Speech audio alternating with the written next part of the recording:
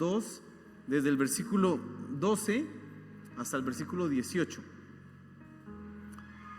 Como usted puede darse cuenta, el título de la enseñanza esta tarde es fruto. Nosotros el día domingo dejamos en claro, dejamos establecido que una palabra que determina qué es un cristiano es la palabra compromiso. Y entonces llegamos a la conclusión que un cristiano es una persona totalmente comprometida con Dios y coloca todas las demás cosas en su vida debajo de Dios. Eso es un cristiano. Pero esa definición nos quedaría incompleta si no le agregamos algunas otras cosas adicionales, y por eso quiero como completar, digamos así, o ampliar el concepto de qué es un cristiano, de qué es el cristianismo, hablando hoy de el fruto. Y esto es tan importante que déjeme decirle de una vez una frase, una conclusión, o más bien hacer una afirmación desde este punto, desde el comienzo, radical, y la afirmación es esta: si hay una persona que dice ser cristiana y no da fruto, no es cristiana. Así de sencillo. Y piense un momento, por ejemplo, en un árbol. Si usted cultiva siembra un árbol, si usted lo espera 5 años, 6 años, lo que usted espera al final es que si ese es un árbol de manzanas, pues le dé ¿qué? Pues manzanas, ¿cierto? Después de tanto tiempo usted dice, pues ya tiene que dar una manzanita, y usted se alegra y dice, ese árbol hace la función que debe hacer, me está dando lo que corresponde. Bien. Pero también imagínese el caso contrario, en donde usted siembre 1, 2 árboles de manzana y pasen los 2, 3, 4, 5, 6, 10 años y no dé ningún fruto. Usted después de un rato dice, esta vaina solo hace ese estorbo y solo sirve para leña, y entonces tumbemos esto porque nunca ha dado una manzana. Bueno, el asunto del fruto es tan importante en la vida cristiana que el Señor Jesús, y vamos a mirar 2 pasajes, habla de esto en un tono que es un tono realmente cruel y fuerte. Y quiero que se fije, por ejemplo, en Juan capítulo 15, y voy a leer del versículo 1 hasta el 6 así rápidamente, y préstele atención a eso. Este es un pasaje muy conocido. El Señor Jesús dice: yo soy la vid verdadera y mi Padre es el labrador. Todo pámpano que en mí no lleva fruto lo quitará, y todo aquel que lleva fruto lo limpiará para que lleve más fruto. Fíjese lo que dice: todo aquel que no lleva fruto, ¿qué dice? Lo quitará. Mira ahora el versículo 3: ya vosotros estáis limpios por la palabra que os he hablado. Permaneced en mí y yo en vosotros. Como el pámpano no puede llevar fruto por sí mismo si no permanece en la vid, así tampoco vosotros si no permanecéis en mí. Yo soy la vid, vosotros los pámpanos. El que permanece en mí y yo en él, este lleva mucho fruto, porque separados de mí nada podéis hacer. Pero mire el versículo 6: el que en mí no permanece será echado fuera como pámpano, y se secará, y los recogen y los echan en el fuego y arden. Realmente esto es duro. Aquí básicamente, palabras más, palabras menos, lo que nos está diciendo el pasaje es que tengo que llevar fruto, y la única manera de llevar fruto es estar ¿en quién? En Cristo. Por lo tanto, lo contrario es que si alguien no da fruto, no está en Cristo, y entonces lo van a cortar. No es nada agradable lo que está diciendo el pasaje. No es nada promisorio o de mucha cosa que nos pueda a nosotros decir qué ilusión esto que nos está contando acá. La parte positiva es que si yo estoy en Cristo, voy a llevar ¿qué? Fruto. Pero si no llevas fruto, algo está pasando, y eso hay que revisarlo. Pero miremos otro pasaje para que usted se dé cuenta de la importancia de esto del fruto. Y estamos en Lucas, ahora en el capítulo 13, y es una parábola que el Señor Jesús hace. Y dice así: dijo también esta parábola, estoy leyendo desde el versículo 6. Tenía un hombre una higuera plantada en su viña, y vino a buscar fruto en ella y no lo halló. Y dijo al viñador: he aquí, hace 3 años que vengo a buscar fruto en esta higuera y no lo hallo. Córtala. ¿Qué es lo que está buscando el labrador? Fruto. ¿No lo encuentra? ¿Cuál es la única solución? Quítela, no sirve. Sigue diciendo el pasaje: ¿para qué? Hace la pregunta: ¿para qué inutiliza también la tierra? Y el versículo 8: él entonces respondiendo le dijo: Señor, déjala todavía este año, hasta que yo cabe alrededor de ella y la abone, y si diere fruto también. Y si diere fruto, bien, y si no, la cortarás después. Estos pasajes, entonces, entendidos claramente, nos dejan ver que o hay fruto o te cortan. El cristianismo o ser cristiano, entonces implica o significa llevar ¿qué? Fruto. Eso es algo que quiero que tú entiendas esta tarde. No solamente es una persona que está 100% comprometida, que claro que es fundamental, es más, si una persona está 100% comprometida y está en Cristo, va indefectiblemente a llevar fruto. Pero yo quiero hacer evidente esto porque la Biblia lo hace evidente. La idea de llevar fruto es necesario que tú lo entiendas en tu vida. Y entonces vamos a enfocarnos esta tarde a mirar un pasaje. Vamos a ver cómo Pablo habla acerca del fruto y qué nos recomienda que debiéramos hacer, y vamos a mirar entonces 3 cositas que debes tú hacer para poder dar fruto. Vamos a mirar 3 puntos principales, pero quiero que usted piense en eso. Hombre, ¿estoy dando fruto? ¿Mi vida es una vida de fruto? Si no es una vida de fruto, debes preocuparte, y en realidad tu oración debería ser: Señor, realmente yo quiero dar fruto, porque lo que dice ahí que van a cortar y todas esas cosas, pues no suena tan chévere. Yo sí quiero y necesito dar fruto. Quiero que tú pienses en eso. Así que cierra tus ojos y vamos a orar antes de leer el pasaje central esta noche, y que Dios sea hablando en nuestros corazones. Padre Celestial, gracias por tu palabra. Queremos que hoy tú nos instruyas, nos dirijas, nos muestres qué debemos hacer para dar fruto, nos hagas entender que una vida en la cual tú has invertido tanto debe dar fruto, Señor. Queremos ser esas personas que dan fruto. Así que ayúdanos, Padre Celestial, este día a entender tu palabra, a comprenderla y a tomar las decisiones correctas para dar fruto, Señor. Amén y amén. Y dice Filipenses capítulo 2, desde el versículo 12, dice: por tanto, amados míos, como siempre habéis obedecido, no como en mi presencia solamente, sino mucho más ahora en mi ausencia, ocupaos en vuestra salvación con temor y temblor, porque Dios es el que en vosotros produce así el querer como el hacer por su buena voluntad. Quiero que en primera instancia usted se fije en que para dar fruto tú debes ocuparte en tu salvación. Normalmente nosotros pensamos, y a veces se nos puede pasar por la cabeza, que como la salvación es por gracia, lo que yo tengo que hacer al respecto no es nada. Como nos han dicho que la salvación es por obras, es por gracia y no por obras, eso es un error ahí, que yo no tengo que ganarme la salvación, lo hemos enseñado aquí. Algunos entonces empiezan a pensar que no hay que hacer absolutamente nada en la vida espiritual. Pero este versículo que acabamos de leer, esos versículos que acabamos de mirar, nos dicen todo lo contrario, porque Pablo estaba hablando de la salvación, claro que sí, pero dice: ocupaos en vuestra salvación, y dice además, le agrega, con temor y temblor. Pablo está diciéndole a los filipenses que deben tener una ocupación en su vida, y esa ocupación debe ser ¿cuál? Su salvación. Una ocupación implica un trabajo, implica una labor, implica una energía que se imprime, energía que se va a invertir, a gastar en realizar cierta o cual tarea. Bueno, en este caso para el cristiano, la ocupación debe ser su salvación. ¿Y qué debía hacer ahí? Dice: ocupaos en vuestra salvación con temor y temblor. ¿Por qué Pablo agrega esas palabras, temor y temblor?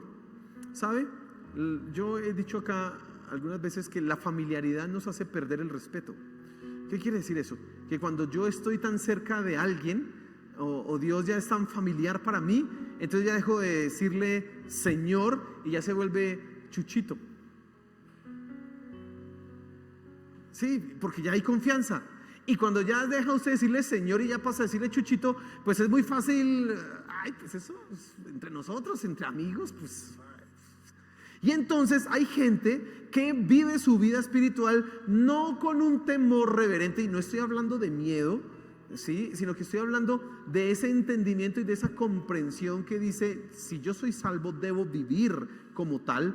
Y claro que también incluye cierto temor, cierto terror, porque la Biblia dice que Dios es fuego que consumidor, y eso no se nos puede olvidar bajo ninguna circunstancia, pero a veces nosotros nos olvidamos en la familiaridad de que del temor, de la reverencia, que yo no estoy ante cualquier personaje por ahí, pues ahí llegué a la casa y no importa cómo me presente, no, es el Señor del cielo, el que creó el cielo, el universo, la tierra, el que gobierna todo, así que yo no puedo ser ahí un chabacán ahí como de chévere y ay, ¿qué más? Y no, estoy hablando en términos de santidad,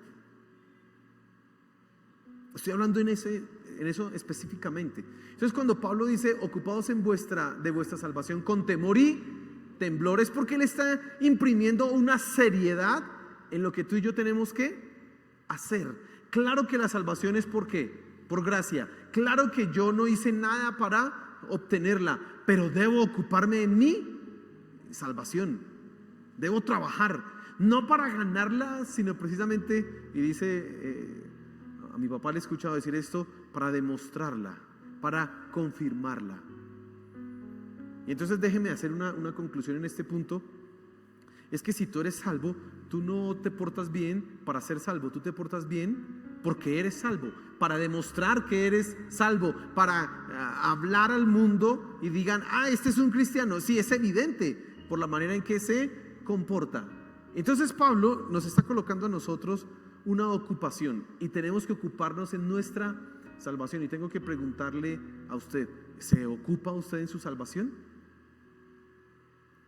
¿Sí está ocupado usted en su salvación? Y cuando digo ocuparse en su salvación es día tras día está pensando, ¿estoy andando como debo andar? ¿Estoy creciendo a la medida que debo crecer? Ahorita hablaba con mi esposa y el Salmo 1 dice, será como árbol plantado junto a corrientes de agua que da su fruto a su tiempo y su hoja no cae. ¿Estás dando el fruto que corresponde en tu vida al tiempo o al momento que Dios te tiene? ¿Estás dando el fruto? Es decir, si ya llevas 5 años en la iglesia, has crecido en el nivel de madurez, de dominio propio, en el control de tus sentidos. Mira, hay gente que todavía puede llevar en la iglesia 5, 10, 15 años y no han aprendido a discernir cuáles son las debilidades que tienen que cuidar en su carne y están cayendo en los mismos pecados porque de manera, yo no digo inconsciente, consciente, una conciencia irresponsable, se permiten seguir siendo tentados en las mismas cosas. ¿Estás creciendo al punto que debes estar creciendo? ¿Estás dando el fruto que debes estar dando? ¿Te estás ocupando en tu salvación? Pero hay algo más que quiero mencionar en este versículo y es lo que Dios hace. Dice, porque Dios es el que en vosotros produce el querer como el hacer por su buena voluntad. Qué interesante. Pablo en el versículo anterior nos dice, ocúpense en su salvación, y luego nos dice que Dios es el que produce eso en nosotros. Pareciera que hubiera una contradicción. No, en la vida del cristiano, el creyente, en su interior hay una obra del Espíritu Santo que produce todos esos deseos y anhelos por la santidad, todo ese aborrecer el pecado, todo ese detestar la inmundicia, que lo lleva a ocuparse en cada día ser ¿qué? Mejor. Y entonces los dos están trabajando de una manera inexplicable, pero verdadera, real, eficaz. Está sucediendo eso en nosotros. Yo no te puedo explicar a ti a ciencia cierta cómo es que funciona eso, pero sí te puedo decir que el Espíritu Santo en tu vida está produciendo afectos, anhelos, deseos, compulsión, repulsión frente al pecado, pero también anhelos de la santidad. Eso es lo que sucede en la vida de un cristiano. Si eso no está pasando en ti, debes revisarte. Si no sientes compulsión y repulsión cuando dices una mentira, debes revisarte, porque algo está mal en ti. Si un mal pensamiento se cruza en tu mente, una mala palabra, algunas cosas permites que sucedan y no sucede y no hay nada en tu corazón que te haga sentir mal, hay algo que está mal en ti. Porque aquí dice, Él es el que produce en nosotros tanto el querer como ¿qué? Un cristiano tiene esa sensación. Miren, los teólogos hablan de la dicotomía, o más bien la paradoja del creyente. Y la paradoja es que Él no es de este mundo, pero está en este mundo. Al no ser de este mundo, Él no anhela el pecado, pero al ser de este mundo, sí. Qué cosa tan terrible. Pero el creyente anhela la eternidad. Como dice Pablo, para mí el vivir es Cristo y el morir es ganancia, porque es mejor estar con Él que estar donde, aquí, aunque estoy aquí, pero anhelo donde, allá. Por eso en Gálatas dice, miren las cosas de qué, del cielo, no las cosas de la tierra. Pablo entiende que nosotros debemos estar enfocados en lo celestial, pero nuestra naturaleza nos lleva a lo terrenal. Esa es una cosa que hay en nosotros. Pero lo que debe es pasar en la experiencia del cristiano es precisamente ese gemir por fallar, ese sentirse mal por embarrarla, ese decir yo por qué, pero no quiero volver a equivocarme con esto. Señor, ayúdame por favor, mira. Y declara con Pablo, miserable de mí este cuerpo, ¿quién me librará de este cuerpo de muerte? Eso es lo que siente un cristiano. Si tú no lo estás sintiendo, hay un problema. Si esa no es tu experiencia, hay un problema, hay un inconveniente y tienes que revisar. Y entonces lo que Dios hace es que Él trabaja cambiando nuestro corazón y capacitándonos para poder ser santos. Él hace eso, cambia nuestro corazón. Ahora nacemos de nuevo, ahora no anhelamos el pecado, pero también nos da el poder para vencer el pecado, porque la tentación sigue ahí, pero tú que te ocupas en la salvación vas a vencer, porque ahora el Espíritu Santo es el que te da el poder para vencerlo. Y lo que hacemos nosotros entonces es llevar a la realidad lo que Dios ya ha obrado en nosotros. Escucha esto. Lo que hace un cristiano es hacer realidad lo que Dios ya ha declarado de él. Dios dice, ustedes son hijos de Dios. Dios dice, ustedes son santos. ¿Yo qué tengo que hacer? Llevarlo a la realidad. Eso es lo que te corresponde a ti. Ese es el trabajo en el que tú tienes que ocuparte. Pero el problema es que esto requiere esfuerzo y sacrificio. Y precisamente aquí es donde muchos fracasan. Porque pensamos algunas cosas. No debería ser difícil. Si Dios es todopoderoso y Él ha cambiado mi vida, pues no debería ser difícil. Si yo oro a Dios que quite la tentación de mí y que yo no me sienta atraído hacia ciertas cosas, pues ya debería quitárseme. No tendría por qué ser difícil. Algunos piensan así. Otros piensan que esto no debe requerir ningún sacrificio. De ninguna manera debería yo tener que sacrificar algo para poder obtener lo que deseo obtener. Pero bueno, contrario a estas mentiras, es que para que tú no cedas a los deseos de la carne, vas a tener que sacrificar tu carne. En lugar de decir una mentira, cuando es más fácil decir una mentira, y es más, es que es natural en el ser humano decir una mentira, tú la sacrificas y dices, voy a decir la verdad, uy, me va a ir mal, pues dígala. Usted está sacrificando ¿qué? Su carne, pero eso no es fácil. Y es más, empiezan todos los argumentos aquí en la mente. No, es que si yo digo la mentira se pone bravo, pero es mejor mantener la fiesta en paz. No, si yo digo la mentira, si yo digo la verdad, no, qué lío, después hasta van a empezar a desconfiar de mí. No, ya no me van a creer, me la van a montar. No, es mejor una mentirita. Además es para, Dios sabe que no lo hago con maldad. Esos son los argumentos que se vienen a la mente de muchos creyentes. Y entonces, ¿qué prefieren hacer? Decir la mentira y no sacrificarse. El Salmo 14, el Salmo 15 dice precisamente eso. Dice, el que aunque sea en daño suyo, no por eso cambia, no dice mentira, no hace falsedad. El Salmo 15 dice eso.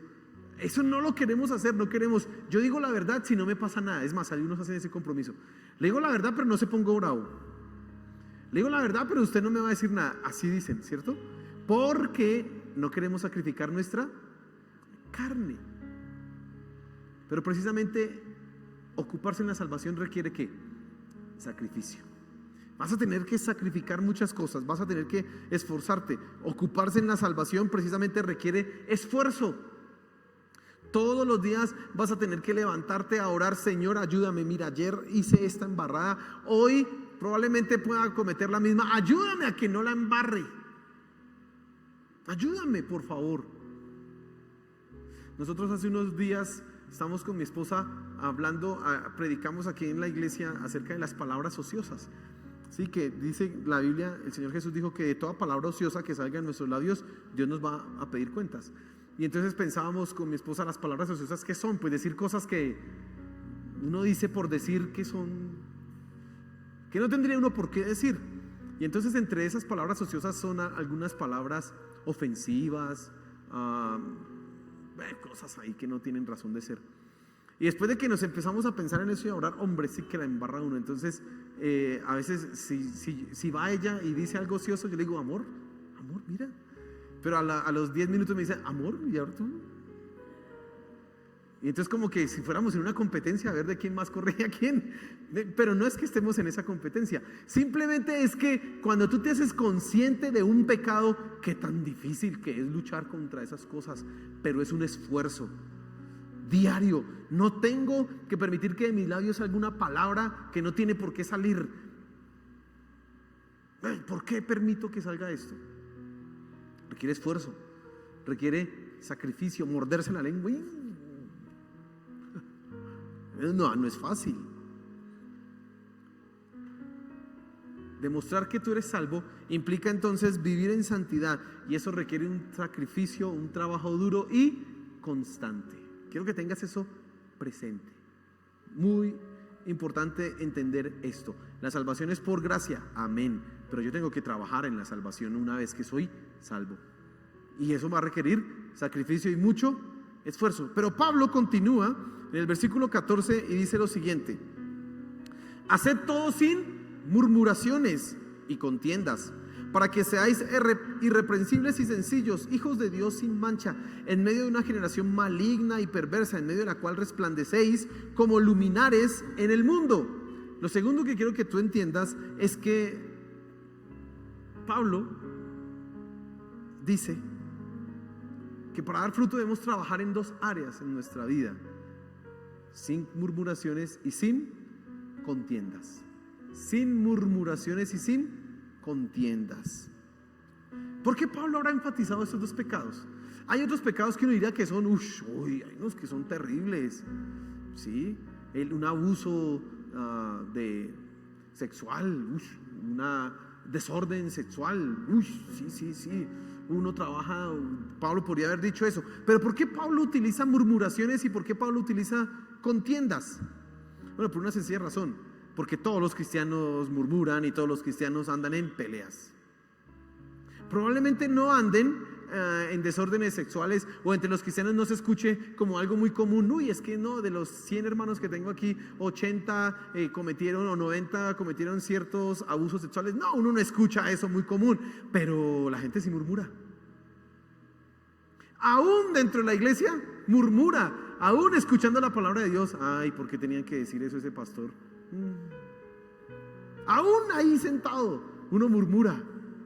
Y si uno murmura, ya viene rapidito ¿el qué? El conflicto, la contienda.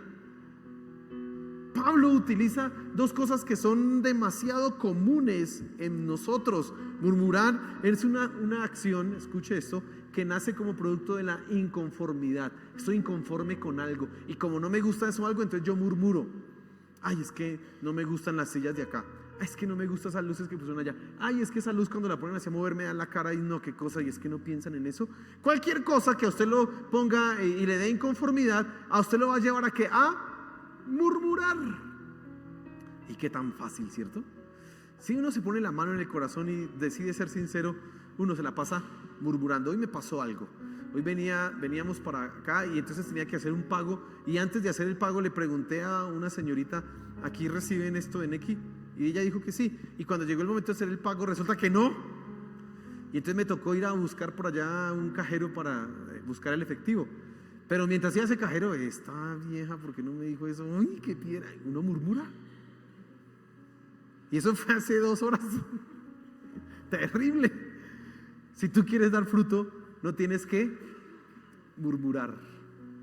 Ahora que veo aquí a los Arias sentados, fuimos a jugar fútbol hace poco, y entonces ellos armaron su grupo de fútbol y nosotros, pues ahí no nos fue tan chévere, pero bueno, y nos poníamos a murmurar. es que ese Fabio trae sus roscas para jugar. No, la próxima toca abrirlo, porque ¿cómo así?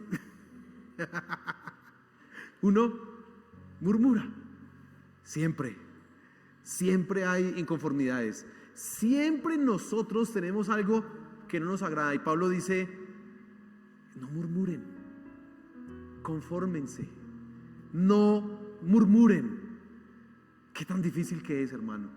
Pero si queremos dar fruto, tenemos que trabajar en esto, en no murmurar. En una cosa tan pequeña como controlar la lengua, ¿no? Hoy tengo que controlar mi lengua, uy, eso a veces es difícil. Pues también murmurar. Aquí en lo que permites que se dé en tu mente como lo que hablas con otras personas. No murmurar. Mire, el pueblo de Israel se aguantó 40 años en el desierto, ¿por qué? Murmurar. Pero ¿por qué nos da carne? Ay, estamos aburridos. Pero ¿por qué nos cae pan del cielo? Ay, pero ¿por qué por aquí? Pero ¿por qué no nos llega por allá? Ay, pero ¿por qué Moisés? ¿Que por qué no? En un versículo dice, hasta 10 veces ustedes han murmurado en contra de mí. 10 veces. Imagínense, si la gente murmura en contra de Dios, ¿cómo no va a murmurar en contra de todo lo demás? Eso es una cosa que debemos nosotros prestarle mucha atención. Y el segundo pecado que Pablo menciona aquí es las contiendas, y las contiendas son el resultado de la búsqueda de satisfacer los deseos y las pasiones. Cuando yo quiero satisfacer un deseo, yo quiero tener, no sé, quiero comprar esto, piense lo que usted quiera, lo que le guste comprar, y usted ya tiene eso en mente, usted investiga, usted averigua, ya lo miró en su celular, le tomó fotos, ya sabe cuánto vale, y usted va a hacer la compra, pero de repente le dicen, no, es que tiene que pagar aquí, o no se puede porque no sé qué. Usted inmediatamente empieza a tener un conflicto en su corazón, porque su corazón le dice, usted tiene derecho a comprar lo que quiere, y las otras personas son enemigos de sus derechos, y usted por eso es que pelea. No solamente son deseos de obtener algo, son deseos de justicia, son deseos de descanso. El papá puede llegar a la casa cansado después de un día duro de trabajo y decir, yo hoy me merezco descansar. Y llega y lo primero que hace la esposa es, ay, menos mal llegaste, mi amor, porque ese chino está en un desorden, ve, ayúdale con la tarea, y la loza ya está sucia, y él, pero es que yo no tengo derecho a descansar, ¿o qué? Es que esta señora cree que yo no trabajo, y ya empieza un murmura, y después viene ¿qué? El conflicto. Deseos que hay en nuestro corazón. Y Pablo dice, no murmuren ni entren en conflictos. Por el contrario, Pablo nos recomienda lo siguiente: ser irreprensibles y sencillos. Todos nosotros, y te lo vuelvo a repetir, estamos muy dados a murmurar y muy dados a entrar en conflicto, siempre. Hoy lo que me molestó de ir al cajero no fue que la señorita se hubiera equivocado, fue que yo quería salir rápido, mi deseo era salir rápido, y como me tocó ir a gastar, no sé, unos minutos allá buscando, me dio piedra. Después mi esposa dijo, sí, te noté como molesto.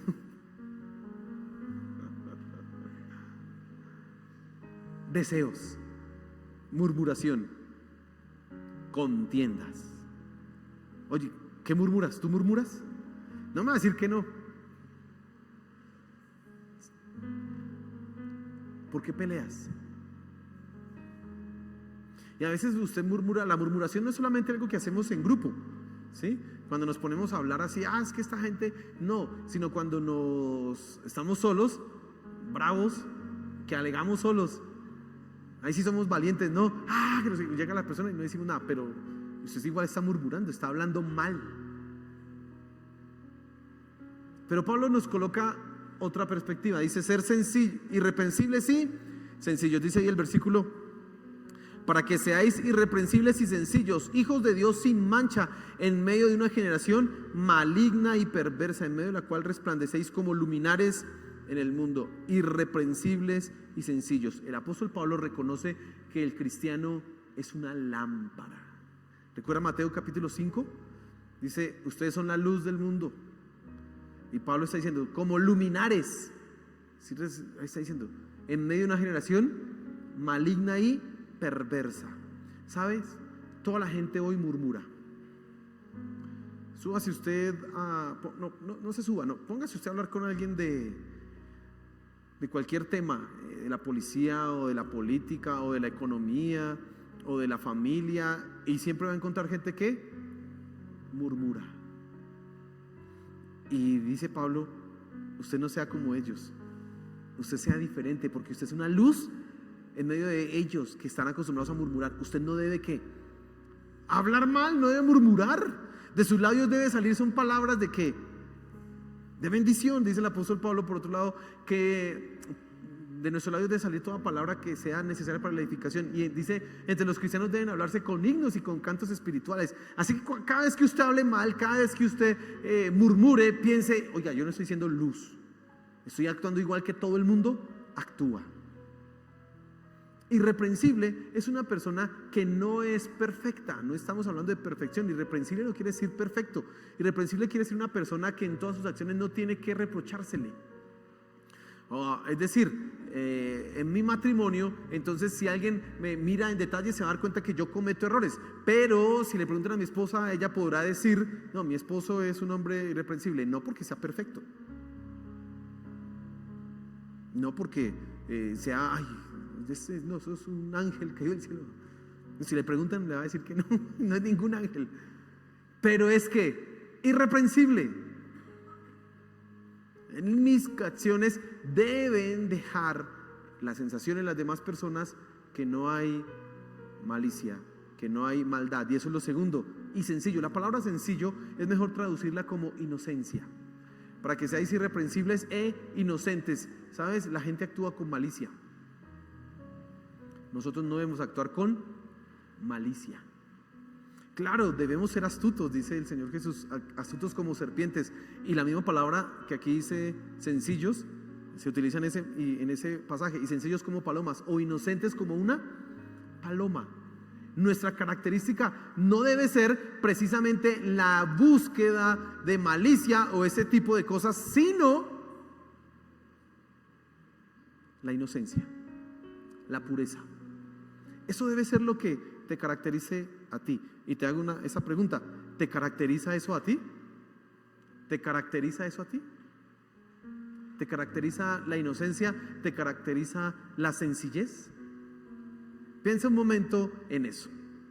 En tercer lugar, quiero que te fijes en algo que debes tener en cuenta. Dice el versículo 16: asidos de la palabra de vida, para que en el día de Cristo yo pueda gloriarme de que no he corrido en vano, ni en vano he trabajado.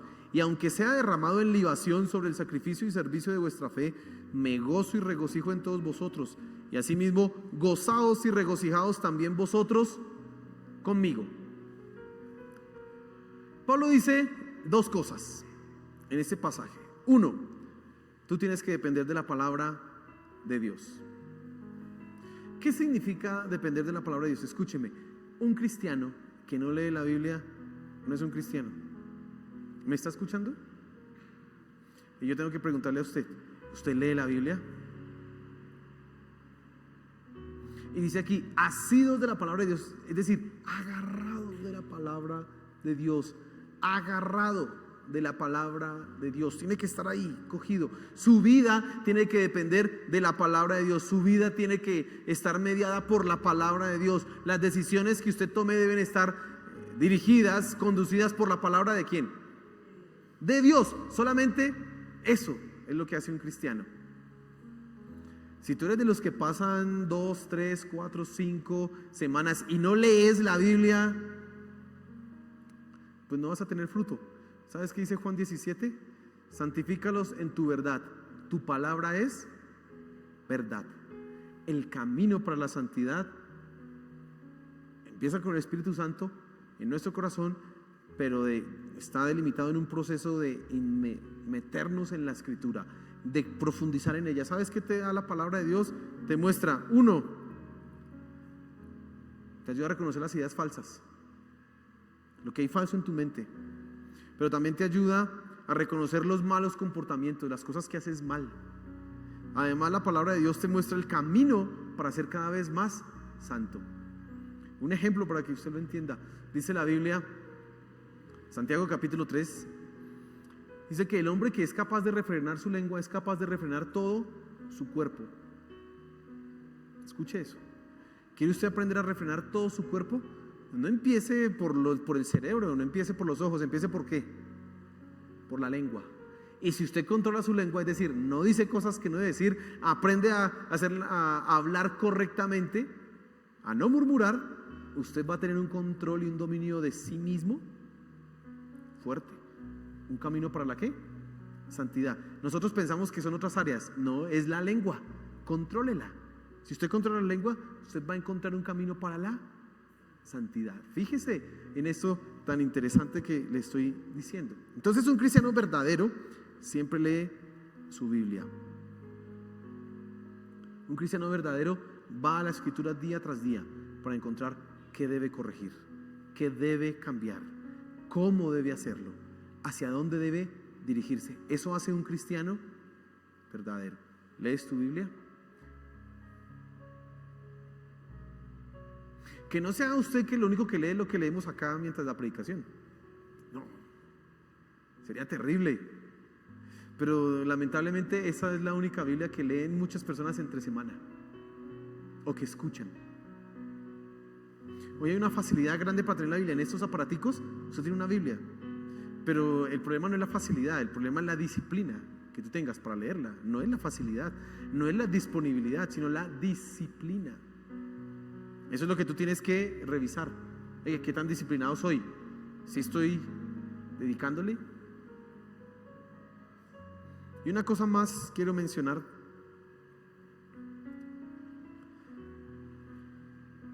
Es que un verdadero cristiano, cuando empieza a dar fruto, trae gratificación a todas aquellas personas que han dedicado esfuerzo para el crecimiento de ese creyente. Mire, la mejor forma en que usted le puede pagar a su líder o a su padre espiritual o a su pastor todo lo que él ha invertido en usted es que usted dé fruto de cristiano. No es otra cosa, no es que se la pase diciéndole, ay, tú eres mi padre espiritual. No, pues es muy chévere, pero si usted no crece como un cristiano, eso no sirve nada. Pero cuando usted está creciendo como un cristiano y uno va viendo a lo largo de los años, a través del tiempo, mire, esta persona tiene un matrimonio como un cristiano. Mire, esta persona maneja su economía como un cristiano. Mire, esta persona es tan correcta, se ve un creyente. Mire, empezó a servir a Dios. ¡Qué fruto! No importa entonces todo el esfuerzo que uno haya hecho o que tu líder haya hecho, porque dice, está lográndolo. Dice. Y es lo que dice Pablo. Mire las palabras de Pablo al final, dice, para que pueda yo gloriarme de que no he corrido en vano, ni en vano he trabajado. Y dice, y aunque sea derramado en libación sobre el sacrificio y servicio de vuestra fe, es decir, aunque sea asesinado, porque Pablo estaba en la cárcel en ese momento, dice, me gozo y regocijo con todos vosotros. Si ustedes dan fruto, si ustedes dan lo que deben dar, Pablo está diciendo, ustedes me hacen a mí feliz, no importa si tengo que morir. Y entonces lo que uno como pastor desea ver en su iglesia es gente que cada día se parece más a Cristo. Y cuando eso es así, uno dice, aleluya, no importa nada de lo que yo haya gastado o invertido, porque el resultado se está viendo. Por el contrario, si no se ve eso, uno dice, hay tanto tiempo que gasté y esta persona ni siquiera volvió a la iglesia más, y antes salí fue como un enemigo. No, terrible. Eso es un dolor para el corazón, y Pablo lo menciona aquí. Entonces, tú tienes que ocuparte en tu salvación para poder dar fruto. Dar fruto es una característica esencial en un cristiano. Si no hay fruto, tú tienes que saber que probablemente no haya un creyente. Si no hay fruto, probablemente no haya un creyente. Si no hay fruto, hay que revisar qué es lo que está pasando y corregirlo, porque siempre debemos estar dando ¿qué? Fruto. Debes trabajar en tu salvación. ¿Y qué es trabajar en tu salvación? Voy a sacrificarme y voy a esforzarme. Y hay dos áreas en las que Pablo nos recomienda: trabaja en la murmuración y trabaja en los conflictos. Y además algo le va a ayudar en ese proceso: la Biblia. Eso es lo que nosotros tenemos que empezar a trabajar, en lo que tenemos que empezar a esforzarnos. Amén.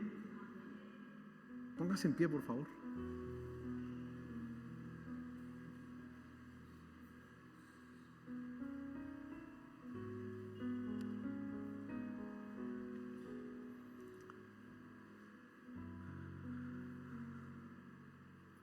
Y quiero que pienses un momento en lo que hemos hablado esta noche y evalúes si estás dando fruto.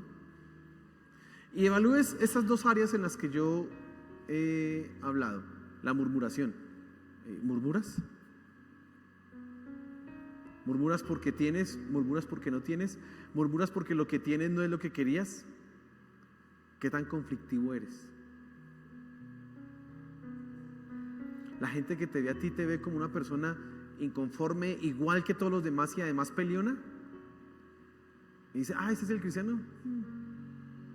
Ellos conscientemente no van a decirte, uy, usted como cristiano no debería ser así, pero por dentro están diciendo, pues es la misma vaina. Hasta de manera inconsciente ese pensamiento se va metiendo ahí y no estamos siendo luz. Que Dios nos ayude a hacer lo que debemos ser, amén. Hacer luz en medio de esta generación que murmura, que está en conflicto siempre, que aprendamos a vivir en la palabra de Dios. Señor, ayúdanos. Aquí estamos, Padre Celestial. Nos ponemos, Señor, nos rendimos ante ti. Por favor, Padre Celestial, glorifícate.